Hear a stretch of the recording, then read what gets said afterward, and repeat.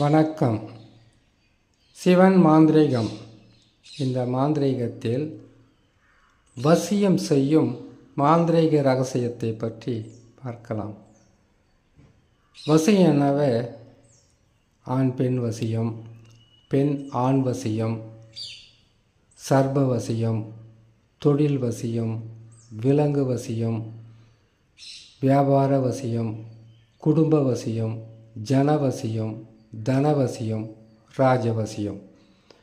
வசியம் சொன்னாவே பல வகைப்படும். அதில் இப்போ பார்க்கக்கூடியது ஆண் பெண் வசியம். ஆண் பெண் வசியம் செய்யணும்னு கேட்டிங்கன்னாக்கா, முதலில் ஆணுக்கும் பெண்ணுக்கும் ஏற்பட்டிருக்கக்கூடிய பிரச்சனை எதுவாக இருந்தாலும் அந்த பிரச்சனையிலிருந்து அவங்கள முழுசாக கொண்டு வரணும். அது மட்டும் இல்லாமல் ஆண் பெண் குடும்ப பிரச்சனை, வாழ்க்கையில் ஏற்படக்கூடிய பிரச்சனை, பொருளாதாரத்தில் ஏற்படுற பிரச்சனை, இல்லை இருவருக்கும் ஏற்படக்கூடிய கருத்து வேறுபாடுகள், இது எதுவாக இருந்தாலும் ஆண் பெண் வசியம் செய்யும்போது சில விதிமுறைகள் இருக்குது. ஆண் பெண் வசியம் வந்துட்டாவே பிரிஞ்சிருக்கிறவங்களவே வசியம் செய்கிறது வேற. ஆண் பெண் வீட்டுக்குள்ளவே இருப்பாங்க, ஒருத்தரை ஒருத்தர் புரிந்து கொள்ள முடியாமல் ஒற்றுமை இல்லாமல் இருப்பாங்க. கணவன் பேச்சை மனைவி கேட்க மாட்டாங்க, மனைவினுடைய பேச்சை கணவன் கேட்க மாட்டார். இப்படி பல வழியில் கணவன் மனைவி என்று சொல்லக்கூடிய அந்த உறவு பிரிவினையும் மன நிம்மதி இல்லாமையும் எதுக்காக தான் வாழுறோமோன்ற எண்ணற்ற மன கஷ்டங்களுடன் வாழ்ந்து கொண்டு இருப்பாங்க. அவங்களுக்கு மாந்திரீகம் செய்து வசியம் செய்யக்கூடிய சில இரகசிய மந்திரம், எந்திரம், பூஜை விதிமுறைகள் இருக்குது.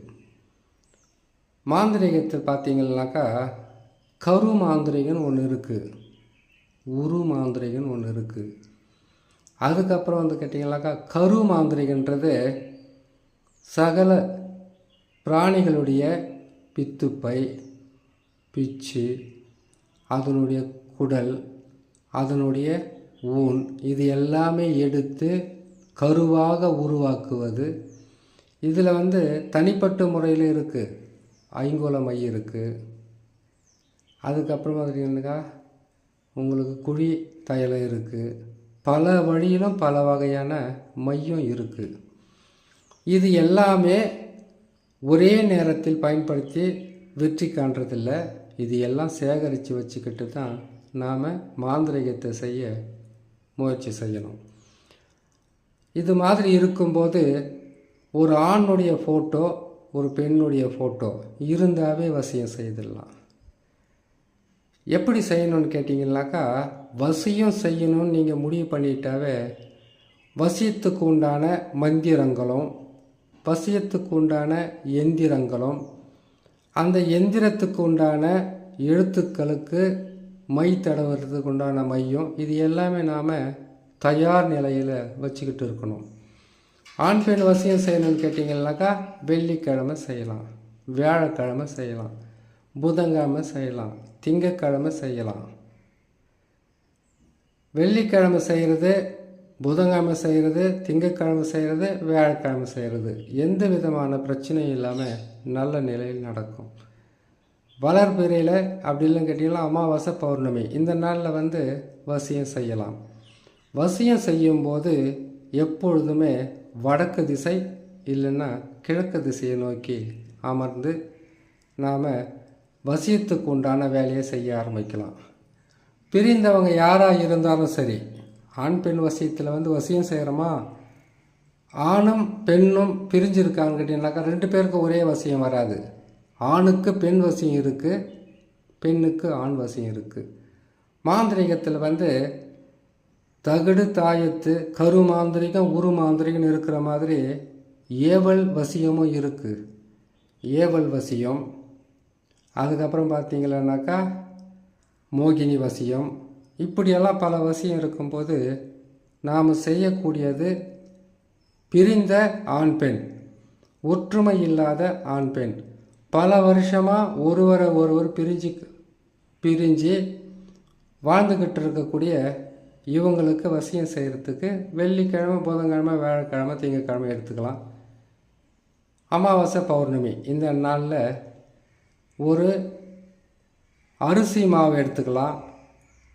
வசியம் செய்யணுன்னு கேட்டால் உளுந்து மாவு தான் அதிகமாக எடுப்பாங்க. இந்த மாவை எடுத்து ஒரு உருவ பொம்மையை செய்து அந்த உருவ பொம்மைக்கு வந்து கேட்டிங்கன்னாக்கா வசியத்துக்கு உண்டான வசி மசி, மசி வசி, வசி மசி, மசி வசி என்ற மந்திரத்தை 1008 உரு போட்டு இதே மந்திரத்தை எழுத்தால் வந்து செம்புத்தகடு, காரியத்தகடு, மொரித்தகடு, இரும்பு தகடு, அதுக்கப்புறம் கேட்டிங்கன்னா கோல்டு தகடுன்னு ஒன்று வரும்.